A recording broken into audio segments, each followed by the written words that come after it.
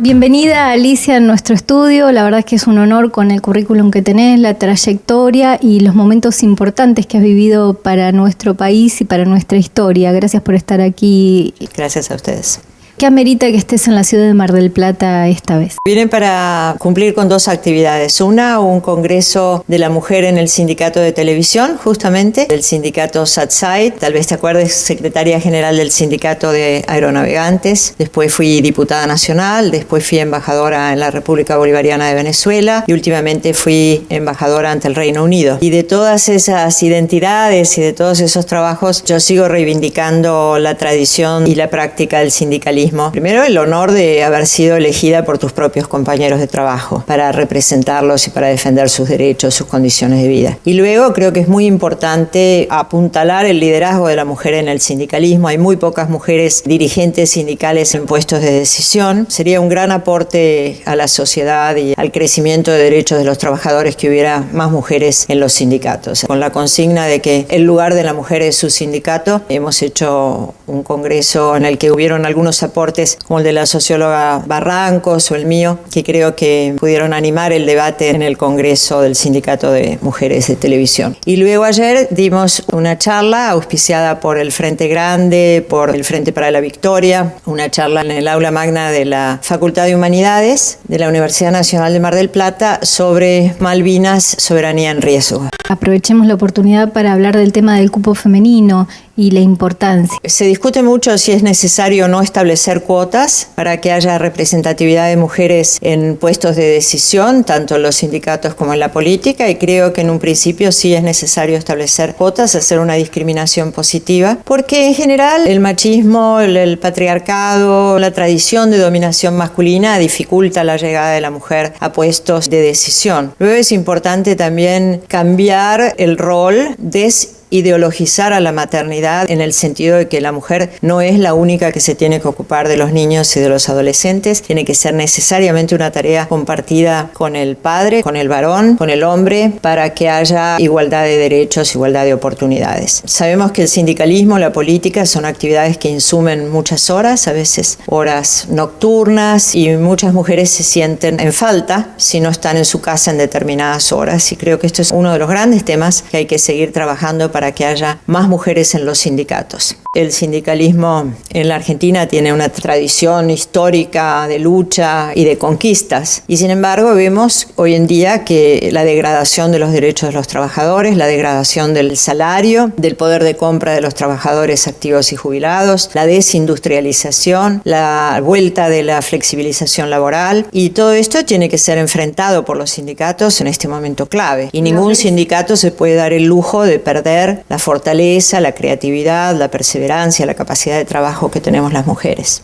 Luego de este paro nacional, ¿ves que han dejado de ser blandos? ¿Ves la posibilidad de que se unan? ¿Cómo ves el sindicalismo argentino? Yo soy muy crítica del triunvirato. Cuando yo fui secretaria general del Sindicato de Aeronavegantes, de tripulantes de cabina, nosotros dimos la lucha contra la privatización, dimos la lucha contra los cielos abiertos, dimos la lucha contra las líneas aéreas de bajo coste que degradan la seguridad aérea sobre todo, y salvamos Aerolíneas Argentinas y Austral. Eso insumió una lucha decidida y coordinada además entre distintos actores de la sociedad, no solo nuestro gremio, sino forjar la unidad de los gremios aeronáuticos, hacer alianzas con los usuarios, participar en el Parlamento. Yo también fui diputada de la Nación en algún periodo al mismo tiempo que secretaria general de Aeronavegantes. Dimos una batalla, ¿no? Pusimos el cuerpo, pusimos las ideas, pusimos todas las horas que teníamos, el entusiasmo. Y creo que no se perderían los derechos de los trabajadores sin la complicidad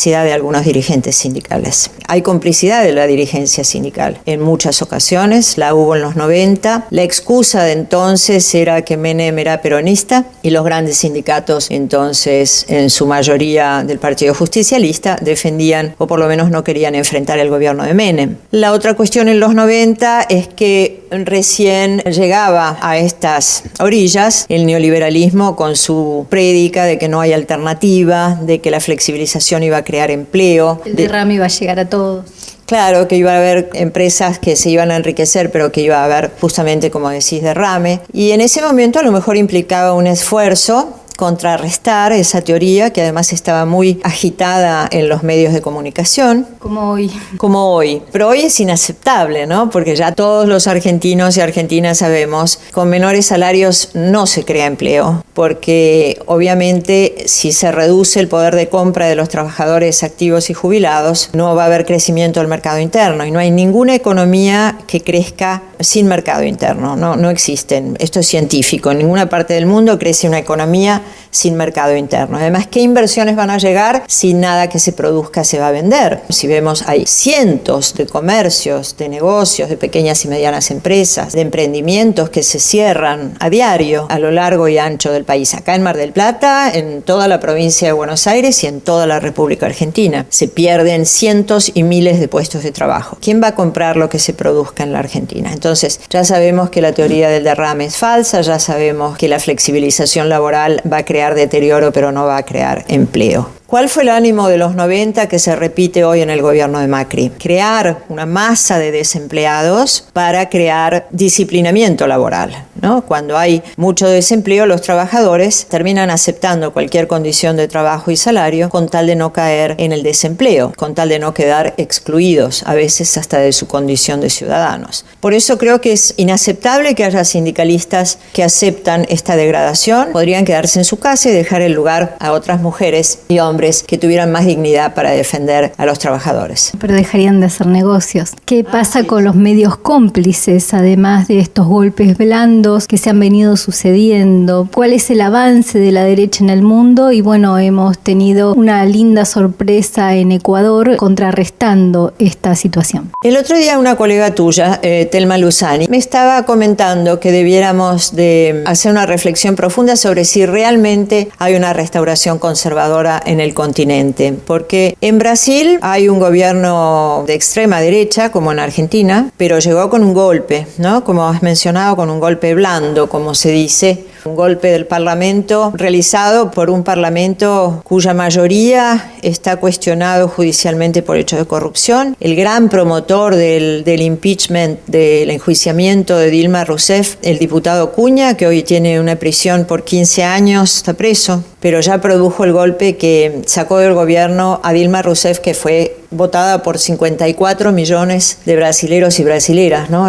La verdad es que es escalofriante. En Paraguay, Cartes llegó por el golpe que le realizó también el Parlamento a Lugo. En Nicaragua fue reelecto en cambio Ortega. En Venezuela no puede la derecha tirar a Nicolás Maduro como quiere tirarlo hoy, como quisieron tirar antes a Chávez. Y en Argentina sí llegó la derecha por los votos. O sea que no es tan evidente que haya una restauración conservadora en todo el continente. ¿Sabés seguramente cuál era la propaganda que hizo triunfar a Lenín Moreno, al sucesor de Correa?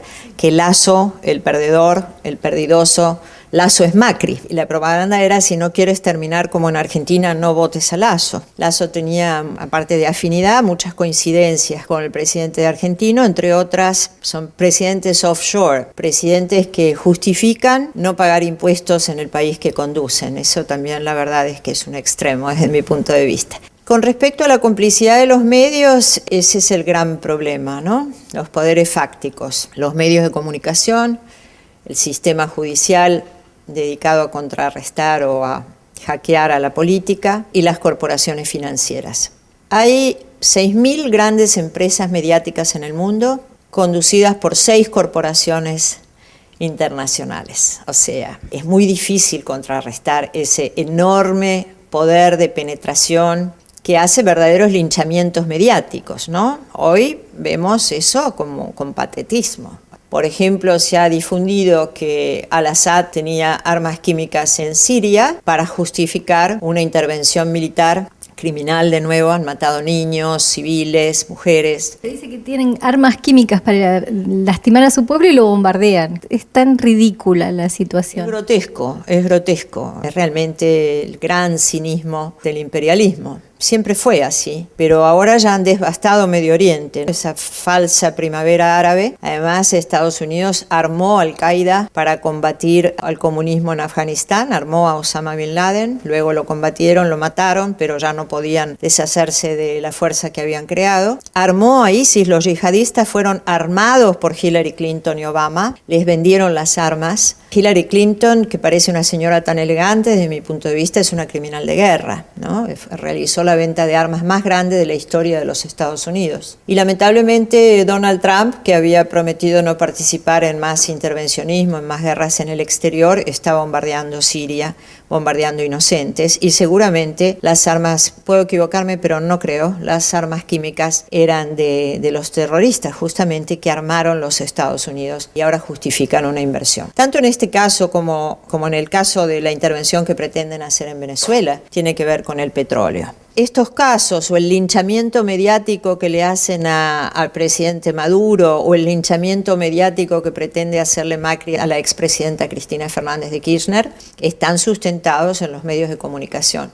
Se habla de la posverdad o se habla de las fake news, noticias falsas. En criollo se llamaba mentira. No hay reacción ante la mentira. Sí hay reacción, sí hay elementos importantes de reacción, diría por ejemplo Julian Assange, los que han sido delatores del sistema de la corporación criminal militar de los Estados Unidos, como Chelsea Manning, que buscó grandes medios de comunicación que pudieran dar difusión a lo que él estaba revelando, no lo encontró y se lo dio a Julian Assange, el fundador de Wikileaks, que es desde mi punto de vista un héroe de nuevo tipo, digamos, frente a esta concentración y a la manipulación mediática, surgen estas personas como Julian Assange o como Edward Snowden, que nos reveló al mundo entero que somos todos espiados. Esta conversación que tenemos vos y yo en este estudio, en una mañana tranquila en Mar del Plata, probablemente esté siendo escuchada en muchos centros de poder. Como yo digo estas cosas, después tardan mucho en darme la entrada a los Estados Unidos de América. Aún con pasaporte diplomático me han retenido más de lo debido. No me interesa tampoco viajar a los Estados Unidos, creo que hay una civilización en decadencia allí. Pero frente a la manipulación mediática sí hay reacción, y hablo de estas personas que han logrado trasponer esas fronteras y contando con verdaderos héroes como Manning, que ha estado mucho tiempo preso, incluso torturado,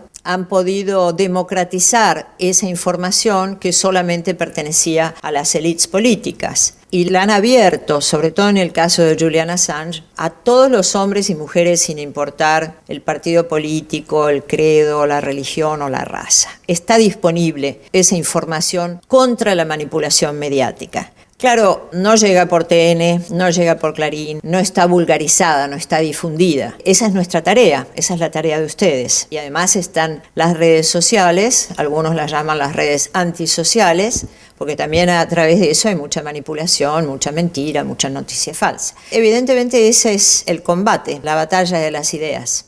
Cuando hablamos de Panama Papers, Bahama Papers, como alguien que ha estado representando a la Argentina en el exterior, ¿cómo nos ven en el mundo? De distintos modos, dependiendo de dónde y dependiendo de cuándo. Cuando yo estuve como embajadora en Venezuela, nosotros estábamos en esta forja de la unidad regional. Fue un momento maravilloso donde todos los países, los pueblos y los gobiernos se alinearon tras un objetivo que fue el objetivo histórico de nuestra independencia. Fue lo que perseguía San Martín, lo que perseguía Bolívar, dos logros correlativos, independencia y unidad. La patria grande. La patria grande. Los que constituimos la comunidad de estados latinoamericanos y caribeños somos 33 países que tenemos 600 millones de habitantes, distribuidos en 20 millones de kilómetros cuadrados. Somos el primer productor de alimentos del mundo, tercer productor de energía del mundo, tenemos la mayor biodiversidad del planeta Tierra, tenemos todos los minerales que necesitamos, tenemos un tercio del agua dulce del planeta, tenemos hombres y mujeres entrenados para trabajar, para investigar, creativos. En el caso de la Argentina tenemos 5 premios Nobel, todos salidos de la escuela pública, señor presidente. Todos cayeron en la escuela pública. El Papa argentino también salió de la escuela pública, prestigiosa escuela pública del sistema educativo de la República Argentina. Es decir, unidos somos enormemente ricos y poderosos. Por eso hay fuerzas que durante 200 años y hasta la última década habían pugnado por mantenernos desunidos, incluso creando conflictos a veces entre nosotros mismos. En la última década vivimos la fragua de la integración y pudimos demostrar además que así se alcanzaba la soberanía política y la independencia económica. La mayor demostración se dio aquí, en Mar del Plata, hace 10 años, con el fracaso del área de libre comercio de las Américas que le impusieron los presidentes Kirchner, Chávez y Lula al gobierno del presidente Bush.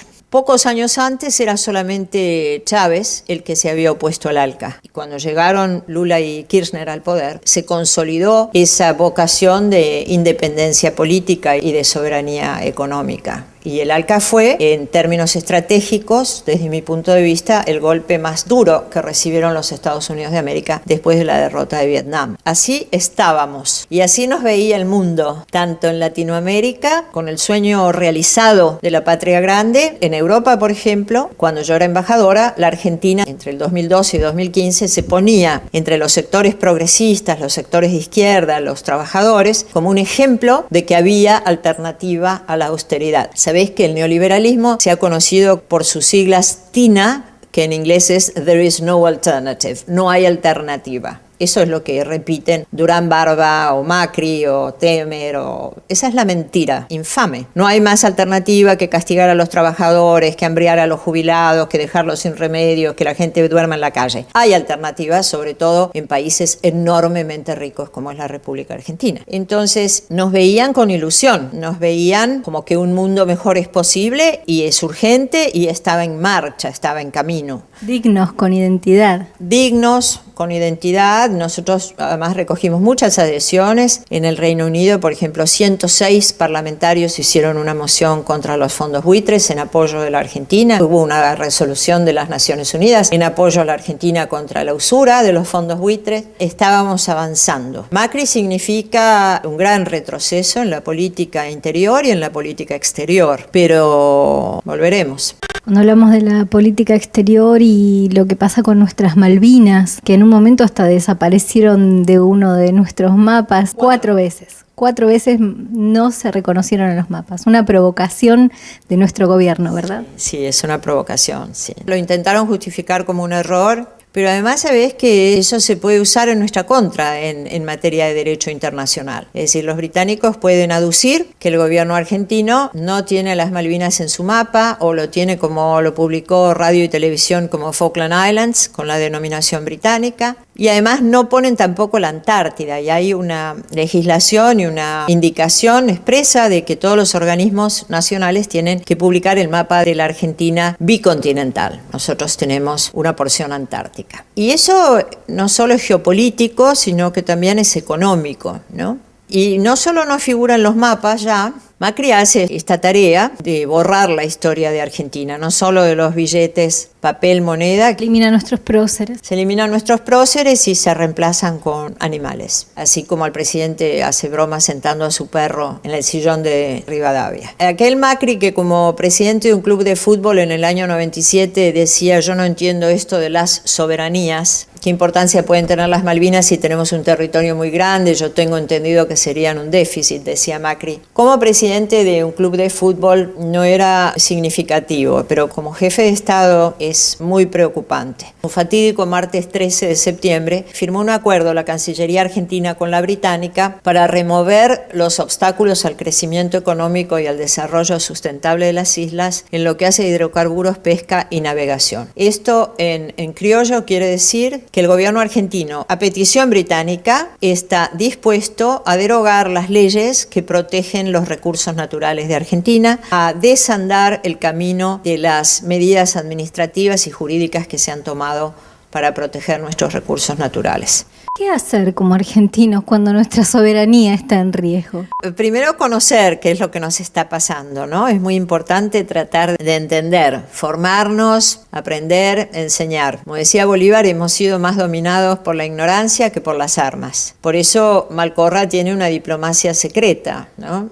No avisa, por ejemplo, que va a usurpar la presidencia del Mercosur y que iba a echar a Venezuela con un gran daño para el Mercosur. No avisa que va a ir a la OEA a dar un golpe institucional. Malcorra pretendió representar a los países del Mercosur, no respetar la presidencia de la OEA que tenía temporariamente Bolivia, ni la vicepresidencia que tenía Haití. Se las usurparon nuevamente y hicieron una moción contra Venezuela. Malcorra propuso tutelar a Venezuela sin legitimidad y sin cara, te diría, porque con qué legitimidad una Argentina en crisis, que tiene presos políticos, una creciente represión, con qué legitimidad los golpistas de Brasil, con qué legitimidad Paraguay, mientras se le estaba incendiando el Congreso, se atreven a pensar en intervenir Venezuela. Es mandato de los Estados Unidos. Son, como dice Maduro, sicarios del imperio. Son quienes han venido a favorecer la reconquista de nuestros territorios y a favorecer